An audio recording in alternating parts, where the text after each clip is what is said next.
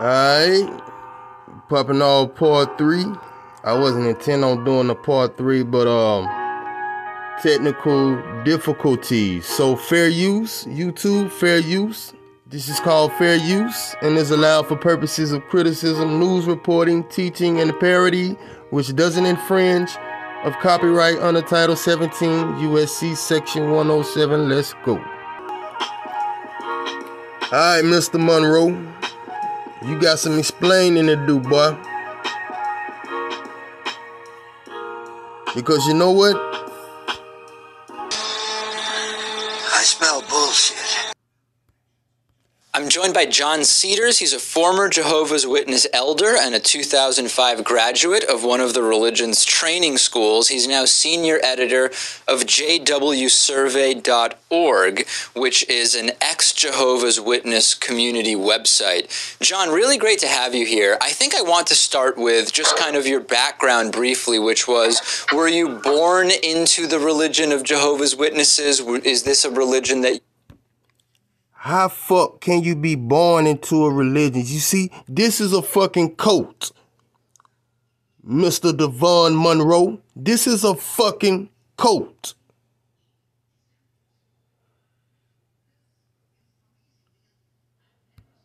You adopted at a certain point in your life and then left?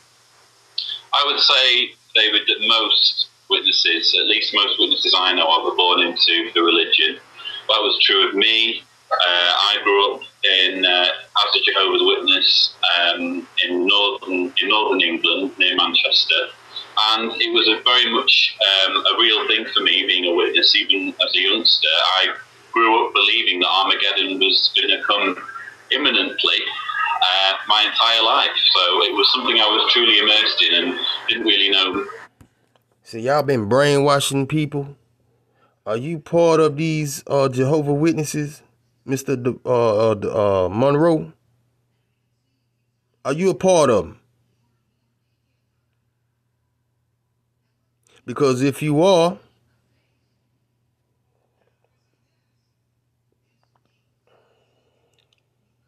Jeremiah 48, verse 10. Cursed is he who does the work of the Most High deceitfully. Let's go.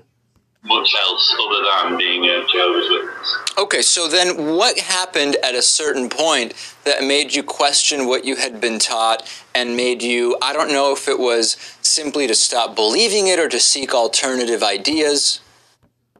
Because it's straight up pure fuckery.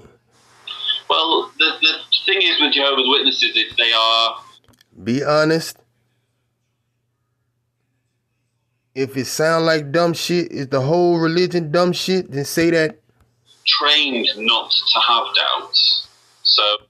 Brainwashing, Mr. Monroe. Get off my channel, boy. I began having my first doubts when I was 20. But the way it works is that you are told that doubts are a bad thing that needs to be suppressed.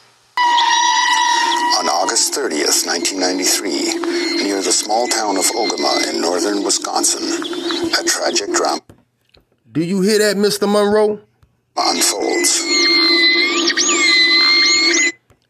A tragedy unfolds. Fair use. I'm trying to teach Mr. Monroe something, YouTube. Because he don't know what the hell he talking about. Sit down and listen, boy.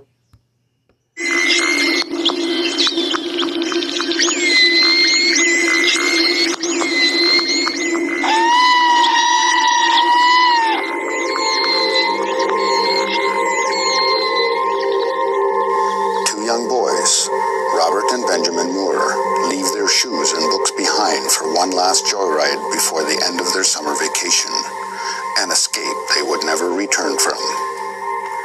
The mystery of what could have driven these boys to kill themselves is still unsolved.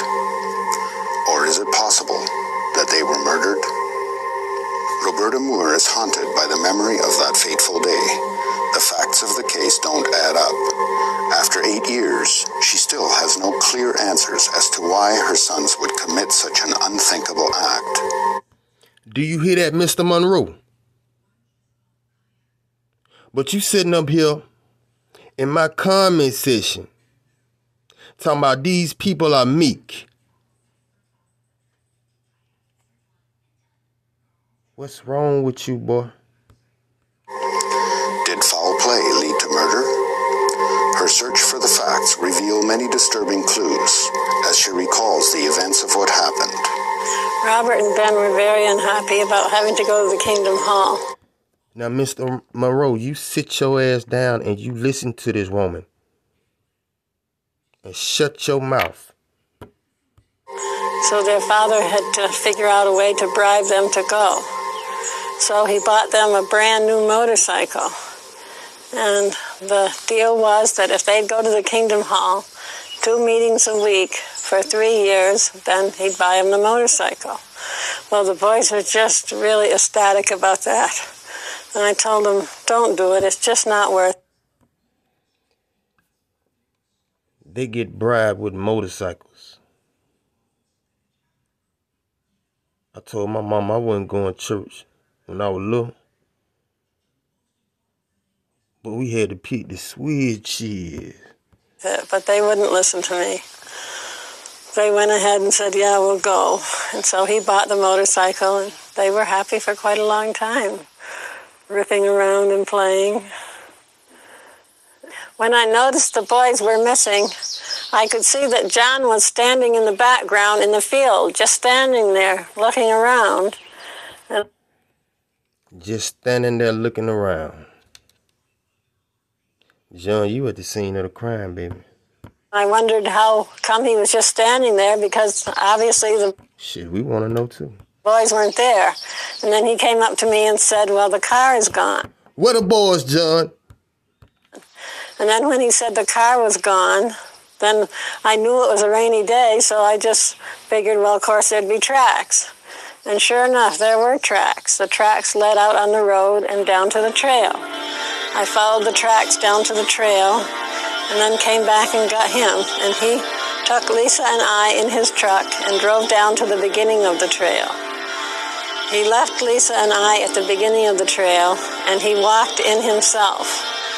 Well, I didn't know whether to go around to the other entrance, which was located down in the town of Ogama, or what to do. He left the keys in the truck.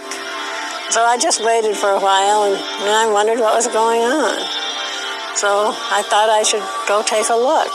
So I walked maybe 1 or 2 telephone pole lengths in there, and I didn't see anything. And then I heard a shot. And then I got worried, so I hurried back to the truck, and I drove in. And as I was driving in, I could see him coming out when I had drove in away. Now, the place where they were located was about 3/4 of a mile from the road. And he was coming out, and he had a really strange expression on his face. He must have been in shock. And Lisa noticed later on that he was crying, but he had no tears. And so I asked him, well, what happened and where's the boys? No tears, huh? But John, where the boys? And he said that they killed themselves and that the gun was there. And, well, I just kind of went into shock, you might say. Like Marty Marr. I said, who? He must have been in shock. And Lisa noticed later on that he was crying, but he had no tears. And so I asked him, well, what happened and where's the boys? And he said that they killed themselves and that the gun was there. Bullshit, Mr. Handman. All right, so, Mr. Monroe, you get the hell off my page. And if you come in again, I'm gonna make another video and I'm gonna join the hell out you, boy.